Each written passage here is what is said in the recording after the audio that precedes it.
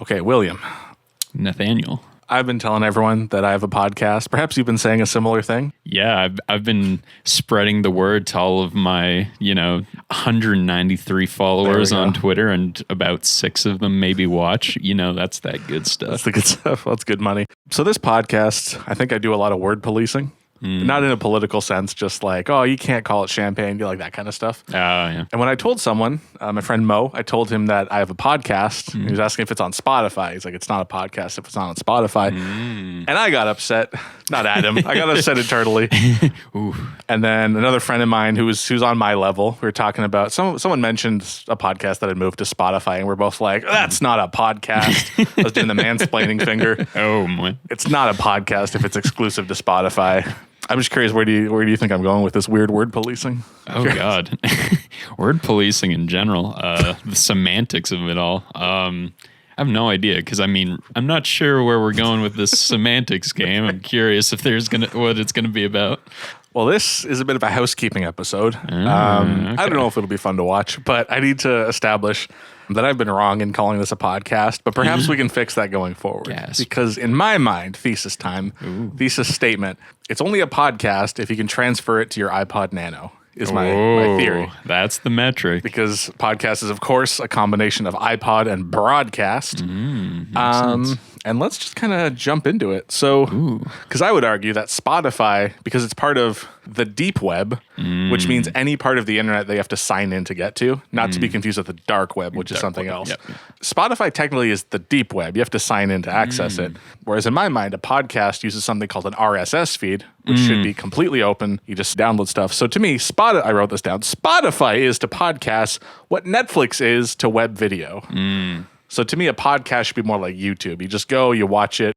I got a two-parter question for you. What is your knowledge of RSS? And are you aware that it exists on the PSP? Okay, this is going to sound like a very kind of asinine, kind of empty answer, but one, I am familiar with RSS feed just insofar as I have heard the term, and when I'm thinking about like scrolling through my PSP and seeing like something related to like RSS feed, and I was like, me being like 11 years old, I'm like, what is an RSS feed? So yeah, that's my extent of knowledge as far as that goes. Yeah, I love it because I love that there was RSS on the PSP. They were trying to make a mass market product, and there were all these things in there that were just weird. Like the idea of like ad hoc versus infrastructure for internet. Yeah, and I'm like, how do you sell a product like? I don't mean this particularly in a gendered way, but like the Hannah Montana PSP bundle, right? That's for like 11-year-olds. Yeah. And it's got like all this weird technical jargon on it, RSS feeds. Like compare that to the DS, which is just like it turns on and you press the game button. Yep. And it's like, what? Like truly, what were they thinking with all these weird features? God. And I love some of those features. Like you could watch Homestar Runner on the PSP. There was like Flash, Adobe Flash on the PSP. So much stuff in there. I remember someone at school saw me like playing. I think I was playing Music by the Police on my PSP. They're like, how do you get songs on there? And I was like, oh, it's so easy. You make a folder.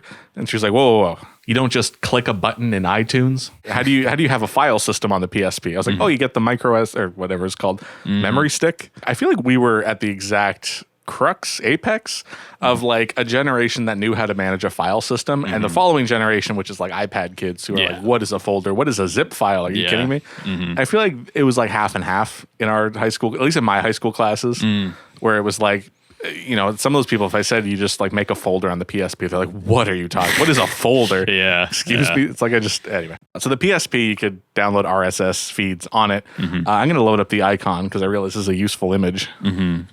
The RSS logo, this bad boy. The baby. So this is a pretty iconic. So you'd see this at like the bottom of a website. It was next to like Dig and MySpace, all these logos, and it's like, where do you want to share this? But RSS, here's a problem that may or may not still exist. In high school, I had all my webcomics, not mine, but webcomics I like to read, and you'd have to go and you check them. You go XKCD, and they go Toothpaste for Dinner. I'm just naming obscure webcomics. Perry Bible Fellowship. Gotcha. And you go to every site to see if there's a new webcomic that day. Some of them were daily, some of them weren't. And then you'd have blogs that you'd follow, and you'd check every website to see if there's a new post. Okay. And what RSS did was, instead of checking 30 different websites every time you log on the computer, it's a piece of software that scans every website for the RSS feed, which is where all the posts get updated. Okay. And it's one app where it'll notify you, or there'll be a symbol next to it showing how many new posts there are. And then that way the whole wide internet for you is compressed into one app that you can check. Wow. Which sounds convenient. Yes. And I don't know if that fires any synapses for you right away, but there is sort of this conversation now that there's no more websites. Like when we were in high school, there was, millions and millions of websites that you could follow. Yeah. And now it's like 4 apps, half of which are owned by Meta. Yeah. And you go to one place to get all your stuff. And not only are you seeing the stuff you want, you're mostly seeing like sponsored content and ads and things from people you don't even follow. The web now looks very different than it looked 15 years ago. Yeah. But RSS was trying to solve a problem that was exclusively a 2010 era kind of problem. I must ask, did you follow any webcomics or blogs back in the day? No. So all of this is pretty alien to me, but as you're describing it, I must say, like, it's, especially with context as to kind of our present times, I think as you're describing it to me, I'm thinking like, wow, that's actually, like, as you said, like incredibly convenient. And I can think of like having a kind of centralized hub, at least as like a directory to these other spots, sounds like incredibly like useful to me. I think when I was browsing the web back in the day, I would kind of just repeat like all of the websites I tended to frequent over and over in my head, and then I would like systematically go through all of them like on a daily basis. It's like, oh, what's on this? And then sometimes I would try to make like a rhythmic like pattern so I'd remember it. I was like ANN, MSN, blah blah blah. I knew ANN would be on there. Yeah. So I was always checking Anime News Network back in the day. That was a big one for me. Well, I'm very glad to hear you say that this sounds like a useful feature. I think it is a useful feature. Yeah. I think it's hard for people of our specific age to differentiate. At least it's hard for me. I won't speak to your thing, but I have a hard time differentiating what was changing in technology or improving as I grew up versus what was I just becoming old enough to use, right? Okay. Because let's say late 90s, early 2000s, Al Gore's internet in its original form, a website is a place that you go to and it's kind of static, right? Like you check and it's got some links and that's about it. Yeah. And then the golden age of blogging happens. But kind of in between there's websites that are constantly updating that are like, it's a website almost like a newspaper that you go to every day and there's definitely going to be something new. So like, not to throw you back too far, E-Bombs World. You check every day, there's new posts. They're probably super racist and gross, but like there's something new on E-Bombs World every day, right? Once we get into blogging, you might be following an individual blogging personality who posts something once a week, once a month. Yeah, I was following friends in high school who would post like twice a year. And so the thing with RSS for that is you don't have to check every day for something that might never come out. This weird demoralizing thing. It's like, I remember specifically there was someone's like a friend's blog I hadn't checked in like literally a year and it had a new notification. And that's the beauty of RSS. Wow. So it's sort of this specific time. It's like, it's a Web 2.0, early Web 2.0, but before social media in a way, or even early days of social media, before everything's about posts, if that makes sense. Certainly, it's also a version of social media where on Facebook, you're only actually following your friends. You're not following like personalities, if that makes sense. So that's the thing. Wow, I'm going way off course. When I was researching RSS and trying to figure out like how do I explain it, I found this whiteboard explainer video from like 15 years ago. If you remember that era of like really lazy online content. Oh yeah. And they're talking. Basically, they opened the video explaining what is RSS. And again, this is from 2007, so it's like around the time that was picking up. Yeah. The creator opens by saying, the internet has problems. Technorati, which is some blog, says there's over 50 million blogs, 50, and you can see that it's going up. And they show a little graph where the number's going up. This is overwhelming. Today's show is about a new and efficient way to keep up with all this cool stuff that is happening on the internet, which of course sounds like a problem from a million years ago. The fact that you had all these websites to choose from rather than just signing into Twitter, which I refuse to call anything else, and seeing all the posts. And it's not even chronological anymore, right? I think you can turn it on, but it's still showing you like weird ads and stuff. RSS is a solution to a problem that may not exist anymore, but I think RSS still sounds like a cool idea. To skip ahead a little bit, there's a competing app called The Old Reader, which is also an RSS reader. And the person who founded that made this blog post that honestly like kind of keeps me up at night. They're talking about the benefits of RSS in sort of, they wrote this a few years ago. So it's after kind of RSS declined in popular use. And they're sort of talking about its merits. We see this trend of migrating from the open web to private networks as cynical. How long will it be before your Facebook stream is so full of promoted content, bizarre algorithmic decisions, and tracking cookie-based shopping cart reminders that you won't be getting any valuable information? For as little as $60, a business can promote a page to Facebook users. And here we go. It won't be long before your news feed is worthless. Wow. Yeah. Damn, Yeah. that hurts. Yeah, I buy it. God.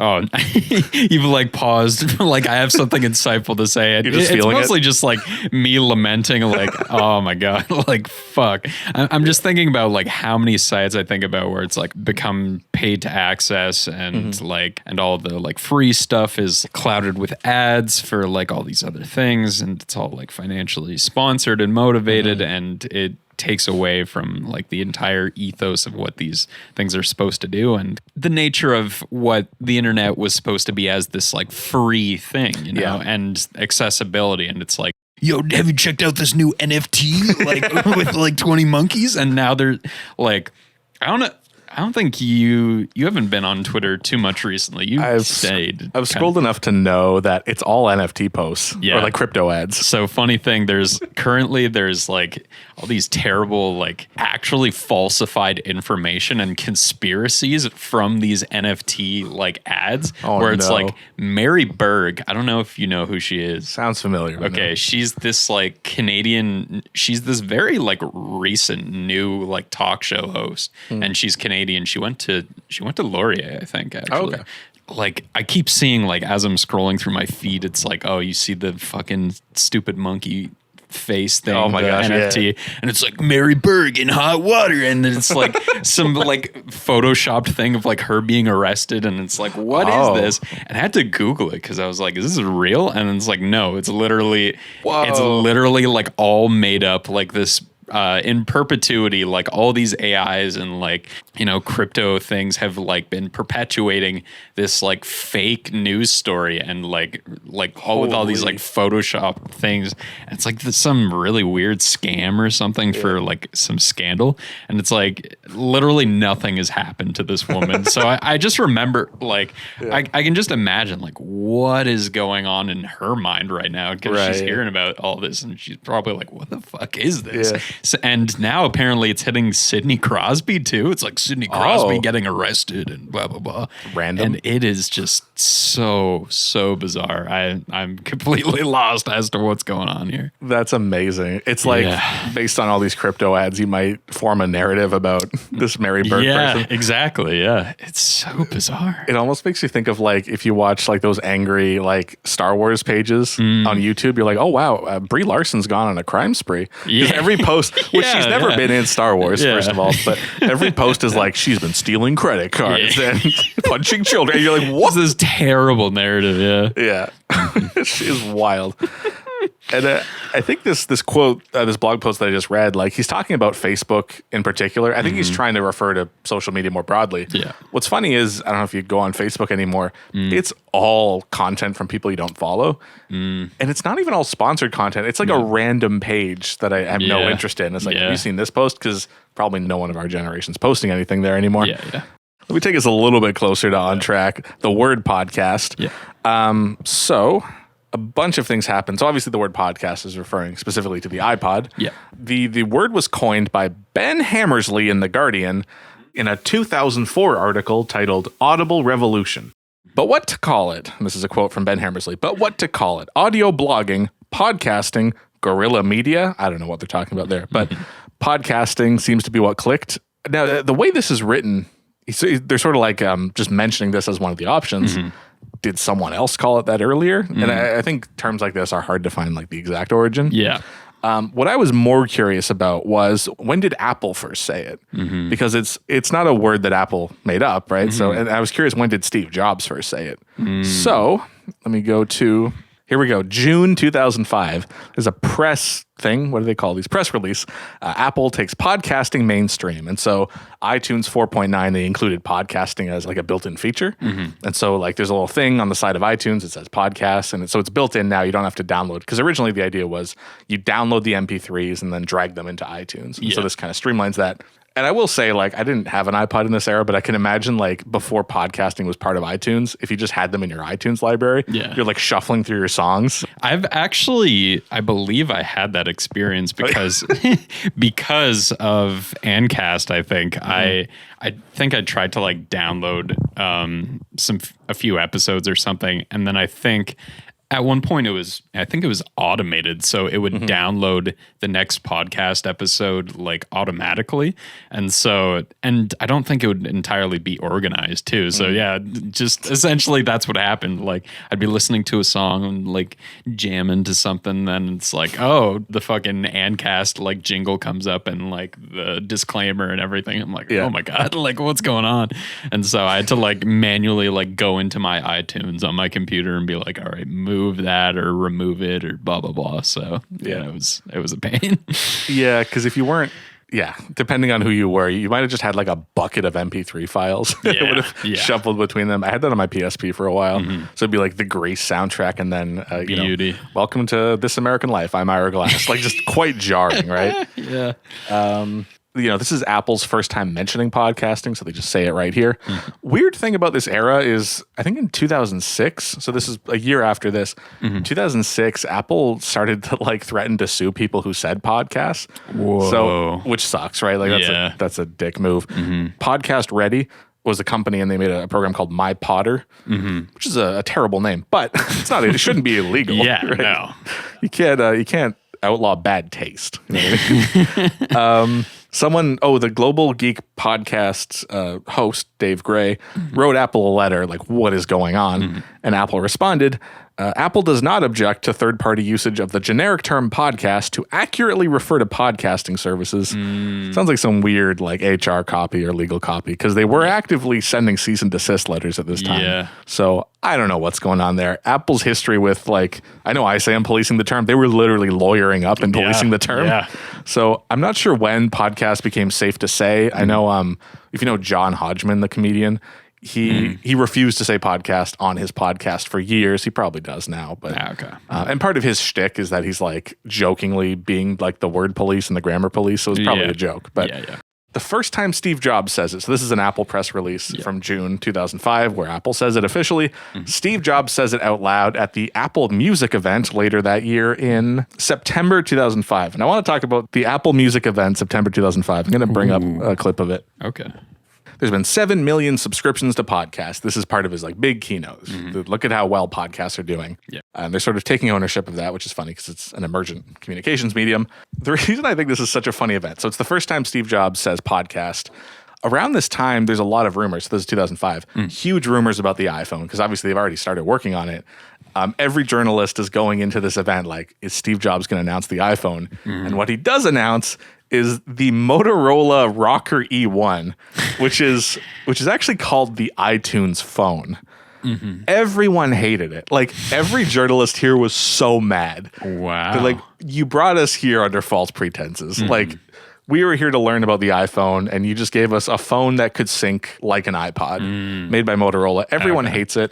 Weirdly, and I say weirdly because like Apple knew the iPhone was coming, so why were they wasting our time? Or why were they like wasting all this advertising money? They spent a lot of money, either Apple or Motorola spent a lot of money promoting the Motorola Rocker. So it's just a standard phone that syncs with iTunes, essentially. Yeah. I could not find a good scan of this, but it's an ad for the Motorola Rocker. It's a phone booth that has Madonna and I believe the Black Eyed Peas somewhere and a bunch of artists like stuck in a phone booth. Wow. Okay. And they paid all this money for ads to show artists getting crammed into a phone booth because it's like you can fit all these songs in your pocket. All on phone. Yeah, clever. Which is such a terrible joke because the iPod already exists. It's not like, what? I can put a vinyl in my pocket. Like, you're not like showing this to someone in the 40s. Like we're growing up alongside this. We can tell. Yeah. We already know it's a thing. So I think this event is funny because it's like journalists are so disappointed. I don't want to take us like too far off track. And this is not in the recording, so we can't show it. But apparently, at the end of this event, they had a musical guest, and that musical guest was Kanye West. Which is funny because this is the exact point in history where Kanye was big enough to book that kind of gig. But this is pre-2007 VMAs where he becomes controversial and no longer corporate friendly. Anyway, I just think it's so like obviously I'm referring to like VMAs, Taylor Swift, where he interrupts her speech. So there's like a very narrow window where Kanye West is popular but like not controversial yet. When was it Hurricane Katrina, the public funding one? When was that? I'm trying to remember. Was it 2007 as well? I want to say it's around that time, maybe a bit later. Okay, because that's a pretty infamous incident. Yeah, that's a big one as well. Which I think like watching that footage now, it's not as funny as it used to be because it's less of a controversial thing to say. Yeah, but at the time, it's like, what are you talking about? Yeah. Classic. So anyway, Motorola rocker. Everyone's disappointed. Kanye West performs at the end. Maybe people are excited by that. Yeah. I love the notion of like a bunch of tech nerds watching a hip hop show. Yeah. There's just something wonderful. They're just like pushing up their glasses. Oh, Kanye West. Yeah. Yeah. And it's like not the vibe. Yeah. And it's like they're just sitting there like with their chunky laptop. Yeah. Like they're not getting up and moshing, right? Yeah. So that's a whole thing. So Google Reader, I want to make sure we talk, getting back to RSS. Google Reader was the biggest RSS platform because it was made by Google. It was very functional. And it was basically set up like Gmail. You log in, you see all your feeds. Anyway, so Google's kind of known for like shutting down kind of popular services. I think of like Google Wave, Google Plus. Okay, those weren't actually that popular, but Google Reader was. Launched in 2005, and they shut it down in 2013, citing declining use. I used it a lot, and another service jumped up called Feedly around the same time. Well, literally they started before, but I think the day that Google announced they're shutting down Reader, like 500,000 people subscribed to Feedly. Whoa. Okay. There was still a need at this point. And I think, RSS, you think about its utility today as sort of an antidote to like how bad algorithms have gotten because it's showing you just the post you want and nothing else. Yeah. And it's actually showing you the posts you want. It's not burying them in some weird fake timeline that's not chronological. Right. So anyway, I think RSS, I don't want to say it was ahead of its time because people actually used it, but I wonder if Google Reader just like hung in there a little longer, it probably would have gotten popular again. And so there's a quote from Wired that I want to mention because I think it sort of, this is an article quite recently, only a few years ago at this point, but RSS readers are due for a comeback. And you'll never guess what that article's about. Brian Barrett writes, "The modern web contains no shortage of horrors, from ubiquitous ad trackers to all-consuming platforms to YouTube comments generally. Unfortunately, there's no panacea for what ails the internet we've built. But anyone weary of black box algorithms controlling what you see online at least has a respite, one that's been there all along but has often gone ignored. It's time to head back to RSS." And I almost read that like, the Trudeau like COVID announcement where he's like looks at the camera. He's like, "It's time to come home," which I thought was so cool. So when he says here, "It's time to head back to RSS," I just think, yes, it's time to come home. Beautiful. And certainly, I know it's basically the same quote as the last one I gave you, where someone's like, "The internet sucks. Come use RSS." Yeah. So more than one writer has acknowledged this. When you open RSS, which I guess you haven't done, but because you're missing out on life, sir. Apparently. But it would just be the content of like the blog post. No ads, no logins or whatever. That's beautiful. Oh, it was the best. Oh. It was the web as the web should be. Yeah. So I think, and this is perhaps an obvious conclusion, but I'll say it anyway. I think RSS should come back. I say as I lightly tap the computer. I don't really have to summarize. All those quotes said it. The internet sucks currently. And, you used to be able to follow people's Twitter accounts, individual Twitter accounts through RSS, which was kind of cool. And that obviously has like democratic uses in terms of like, if you're following the local public transit page for your city and you want to actually see their posts and not an NFT ad, you can subscribe to their RSS feed. Like that has real benefits. But of course, RSS, it's harder to send ads, and Twitter does not support RSS feeds anymore. I will say one more thing before we conclude, which is that hopefully I've explained this, but podcasting is a part of RSS. Hopefully that made some amount of sense. Gotcha. So RSS at one point, it was just developed by some internet fans. It wasn't like brought forth by a corporation. Yeah. So there's just one person, and their name I'll find later and put it on screen. But someone was coming up with the RSS standard, which is just like an XML file that you put on a website. And there's like this Yahoo Groups discussion. It's like a forum thread almost where people are talking about what should be in RSS. And then one person named Tristan Lewis said, "What about audio?" And literally, like, you can just go find this blog post. This is actually their personal website. And I'm hyping them up. I'm hyping up Tristan Lewis here because I think that's a good thing. But they seem quite humble. The first few bits of this website are them saying, I didn't invent podcasting. This was a collaborative effort. I appreciate them saying that. But I'm going to hype them up here. So Tristan Lewis suggested They're suggesting a bunch of additions to RSS. What about the date? What about, and then they say a bunch of like tech stuff that honestly makes no sense to me. But here they say sound. What if there was sound in RSS? And this will eventually lead to podcasting. And I guess the cool thing about RSS and podcasting is that no one owned it. There was no one corporation that owned that premise, much like no one can own the internet. It was more of an open thing. And of course, the internet's less open now. I hope RSS comes back one day. And as a conclusion to this story, we started this episode by saying I've been telling everyone that we have a podcast, but we don't. But you can probably see where this is going. If you type in Computer Lab to the Apple Podcast app, we have an RSS feed now. It is official. It is audio only. I didn't actually do anything fancy with it. I just converted it to audio. So there's not like a cool intro and outro. But here it is, Computer Lab.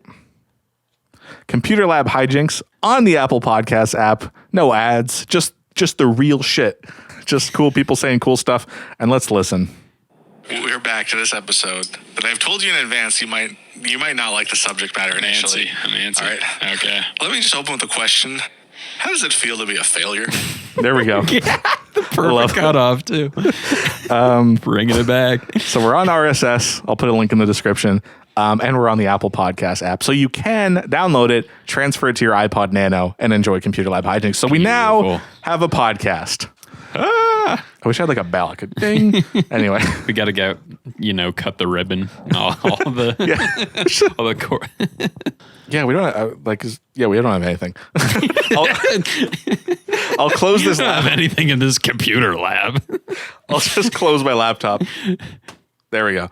Anyway, so that's our episode of a podcast at RSS. Do you have any closing thoughts?